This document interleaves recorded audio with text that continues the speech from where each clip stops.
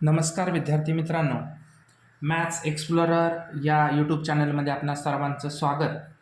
आपण शेवटच्या व्हिडिओमध्ये सिमिलॅरिटी या लेसनमधील प्रॅक्टिस सेट 1.2 मधील क्वेश्चन 8 सॉल्व केलेले होते.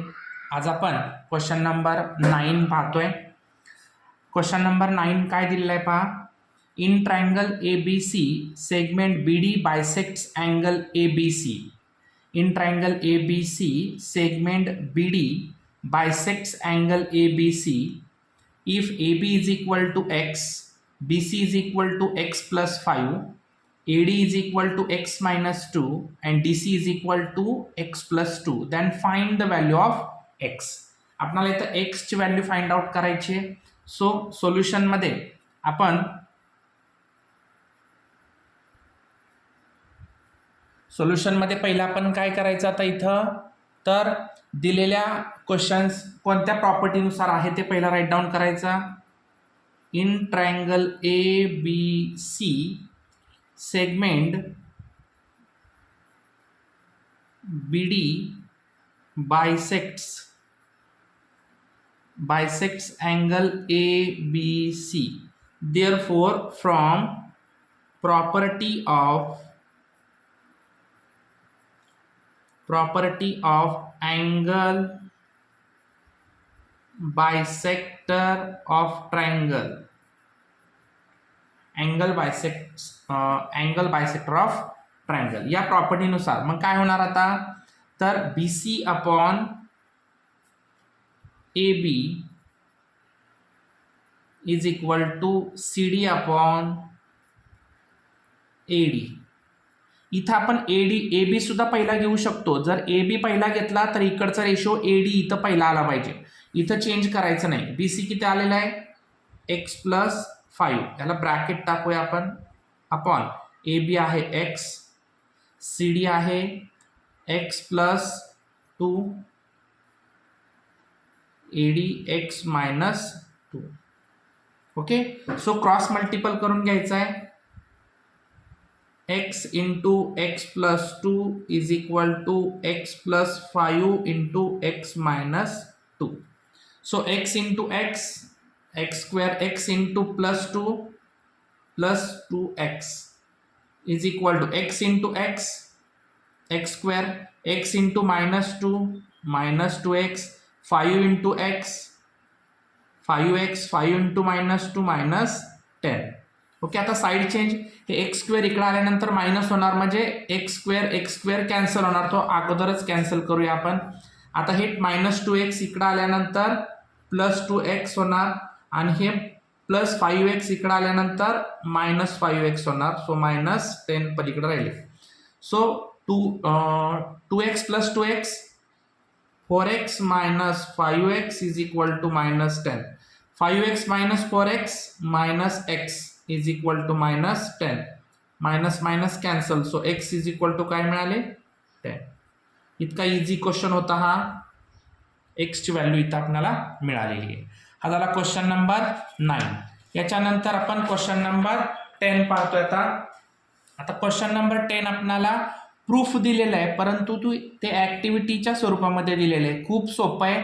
फक्त इथं आपल्याला fill in the blanks complete करायचे आहेत, परंतु मी पूर्ण एक्सप्लेन करणार आहे तुम्हाला. In figure 1.44 x is any point in the interior of triangle. x हा ट्रायंगलच्या इंटेरियर पार्टमध्ये पॉइंट दिलेला आहे. Point x is joint to vertices of triangle, म्हणजे पॉइंट x हा प्रत्येक वर्टायसेसला ट्रायंगलच्या जॉईंट केलेला आहे. Segment PQ parallel segment DE, segment PQ parallel segment DE, segment QR parallel EF, QR parallel EF. Fill in the blanks to prove that segment PR parallel segment DF, segment PR parallel segment DF हे आपल्याला prove करायचं आहे. Okay, मी इथं to prove लिहितो म्हणजे आपल्याला समजून जाईल. बघा, हे प्रूव्ह करायचं आहे आपल्याला. Segment PR parallel segment DF. चला तर आपण आता हे प्रूव्ह करूया. खूप इझी आहे. पहिले एक एक ट्रायंगल टेक करायचे आहेत. आता in triangle XDE in triangle X D E, या ट्रायंगलमध्ये P Q parallel D E, P Q parallel D E. आता ही ऑलरेडी आपल्याला दिलेला पार्ट आहे बघा, गिवन मध्ये आहे P Q parallel D E. So आपण इथं काय लिहिणार, गिवन. ओके. देन आता ज्यार्थी इथं बघा हे ट्रायंगल, हे दोन पॅरलल सेगमेंट एकमेकांना पॅरलल आहेत, त्यार्थी इथं आपण बीपीटी थिअरम नुसार हे रेशो आता इक्वल दाखवणार आहोत. तर X P upon P D, X P upon P D is equal to X Q upon Q E. Okay. Equation first from basic proportionality theorem, BPT theorem. In triangle X E, आता हा triangle घ्यायचा आहे आपल्याला, X E F, Q R parallel E F. Q R आणि E F हे parallel दिलेले आहेत. इथं दिलेले आहे बघा आपल्याला, क्वेश्चनमध्ये दिले, म्हणजे गिवन पार्टच आहे. क्यू आर आणि ई एफ पॅरलल आहेत, म्हणजे इथं आपण काय घेणार, गिवन. नेक्स्ट आता त्याच्यानुसार रेशो काय तयार होतील मग आता, X Q upon Q E, X Q upon Q E is equal to X R upon R F, X R upon R F. Okay. Then equation number first, आता हे कशानुसार, पुन्हा एकदा बीपीटी थिअरम नुसारच, बेसिक प्रोपोर्शनॅलिटी थिअरम, कारण इथं सुद्धा हे पॅरलल दाखवलेले आहेत म्हणून. आता नीट ऑब्झर्व करा equation number first and second. X Q upon Q E, X Q upon Q E हे दोन्ही इक्वल आहेत. मग जर हे दोन्ही इक्वल असतील तर रिमेनिंग पार्ट सुद्धा इक्वल झाला पाहिजे. मग आपण घेऊयात आता इथं X P upon P D आणि इथं X R upon R F. Okay. हे झालं. आपल्याला हे सिद्ध करण्यासाठी आता हे जे रेशो मिळालेले आहेत हे कशानुसार मिळाले, फ्रॉम इक्वेशन 1 and 2. आता जर हे दोन्ही रेशो जर इक्वल आले तर सेगमेंट पी आर आणि डी एफ हे कन्व्हर्स ऑफ बीपीटी नुसार, आपण converse of BPT theorem already explain केलेला आहे आपल्या चॅनलवरती. तुम्ही ते सर्व व्हिडिओ मी अपलोड केलेले आहेत, ते सर्व व्हिडिओ पाहून घ्यायचे, म्हणजे तुम्हाला हे कन्व्हर्स ऑफ बीपीटी नुसार कशा पद्धतीने हे दोन्ही रेशो इक्वल असताना हे पॅरलल होत आहेत हे लक्षात येईल. त्यासाठी पहिला तुम्ही ते कन्व्हर्स ऑफ बीपीटी थिअरम पाहून घ्या. सो सेगमेंट पी आर आणि डी एफ हे एकमेकांना पॅरलल झालेले आहेत. बुकमध्ये तुम्हाला इथं डी ई दिलेलं आहे, इथं दुरुस्ती करून घ्यायचे, तिथं प्रिंटिंग मिस्टेक झालेला आहे, तर इथं डी एफ हवं आहे. So this is the question number 10. Next question number 11. आता बघा हा हॉट्स क्वेश्चन आहे, बुकमध्ये त्याच्या बाजूला स्टार करून दिलेला आहे, म्हणजे तो हॉट क्वेश्चन असतो, म्हणजे थोडासा डिफिकल्ट असते, परंतु या क्वेश्चनमध्ये एवढी डिफिकल्ट लेवल नाही आहे, तसा खूप इझी क्वेश्चन आहे. आपण समजून घेऊया हा क्वेश्चन. बघा question number 11. In triangle A B C, ray B D bisect angle A B C. बघा ray B D bisect angle A B C, ray C E bisect angle A C B. If segment A B congruent segment A C. बघा हा जो triangle आहे, या ट्रायंगलचे जे remaining 2 sides आहेत A B आणि ए C हे दोन्ही कॉन्ग्रंट दिलेले आहेत. याचा अर्थ हा ट्रायंगल कोणता झाला, तर आयसोसेल ट्रायंगल झाला, कारण आयसोसेल ट्रायंगलच्या 2 साइड या कॉन्ग्रंट असतात. Then prove that E D parallel B C, E D आणि बी सी हे पॅरलल दाखवायचे. बघा तुम्ही आता हे E D parallel B C दाखवायचे, पहिल्यांदा हे दोन्ही अँगल बायसेक्टर थिअरमनुसार रेशो घ्यायचे आणि नंतर कन्व्हर्स ऑफ बीपीटी नुसार आपणाला हे दोन्ही पॅरलल दाखवायचे. इतका इझी क्वेश्चन आहे हा. चला आता आपल्याला इथं प्रूव्ह काय करायचं आहे, याचा गिवन पार्ट तुम्ही लिहू शकताय.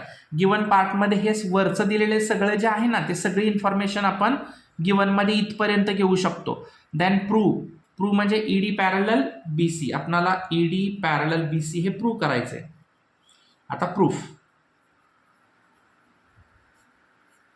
आता प्रूफमध्ये पहिल्यांदा in triangle A B C, triangle A B C मध्ये पहिला आपण बी डी हा बायसेक्टर घेऊया. Ray B D bisects angle A B C. मग आता जर हा बी डी हा बायसेक्टर असेल तर from property of angle bisector of triangle. Angle bisector of triangle. मग त्याच्यानुसार काय होणार आता, तर AB upon BC, AB upon BC is equal to AD upon DC, AD upon DC. This is the equation number first. Okay, next आता ray CE घ्यायचा. Ray CE bisects angle ACB, ACB ला तो bisect करतोय. पुन्हा एकदा, from property of angle bisector of triangle. मग आता काय होणार बघा, ह्या दोन बाजू AC आणि BC. So AC upon BC is equal to AE upon EB, AE upon EB. This is the equation number second.